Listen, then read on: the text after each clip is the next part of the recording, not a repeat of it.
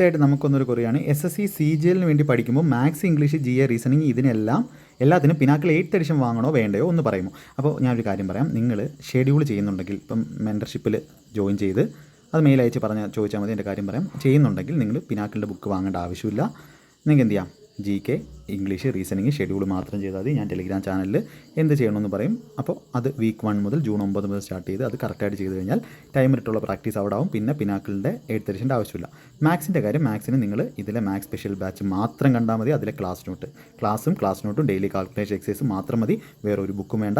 ഇതെല്ലാം കഴിഞ്ഞിട്ട് നിങ്ങൾക്ക് സമയം ഉണ്ടെങ്കിൽ മാത്രം എക്സ്ട്രാ പ്രാക്ടീസിന് 8th എഡിഷൻ വാങ്ങിയാൽ മതി. അല്ലാതെ പഠിക്കാതെ നമ്മൾ 8th എഡിഷൻ വാങ്ങി വെറുതെ പ്രീവിയസ് ഇയർ മാത്രം ചെയ്തിട്ട് കാര്യമില്ല. അതിന് ഡീറ്റെയിൽ ആയിട്ടുള്ള സ്റ്റഡി, ഇപ്പോൾ ബാക്കി GK ആയാലും റീസണിങ് അത് ഷെഡ്യൂൾ മാത്രം മതി. ഇംഗ്ലീഷ് ആയാലും പഠിച്ചിട്ടാണ് നമ്മൾ പ്രാക്ടീസ് ചെയ്യേണ്ടത്. അപ്പോൾ അത് ഇതിൻ്റെ കൂടെ എന്ത് ചെയ്യും, അനാലിസിസ് നടത്തി ചാപ്റ്റർ വൈസ് നമുക്ക് പഠിക്കാൻ പറ്റും.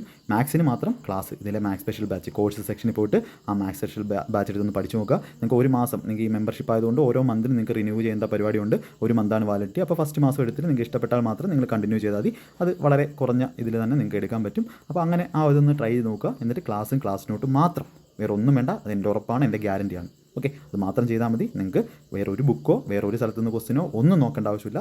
എല്ലാം കംപ്ലീറ്റ് ആയിട്ട് അതിനകത്തുണ്ട്. അപ്പോൾ 8th എഡിഷൻ വാങ്ങണമെന്ന് നിർബന്ധമില്ല. നിങ്ങൾ ടെക്സ്റ്റ് ബുക്ക് എന്ന് പറയുന്ന ആപ്ലിക്കേഷൻ ഉണ്ടെങ്കിൽ ടെക്സ്റ്റ് ബുക്ക് പ്ലസ് ഇതിലെ ക്ലാസ്സുകൾ മാത്രം മതി. ഷെഡ്യൂൾ ഓക്കെ, ആ മെൻറ്റർഷിപ്പ് മാത്രം മതി കംപ്ലീറ്റ് ആവാൻ. ഓക്കെ.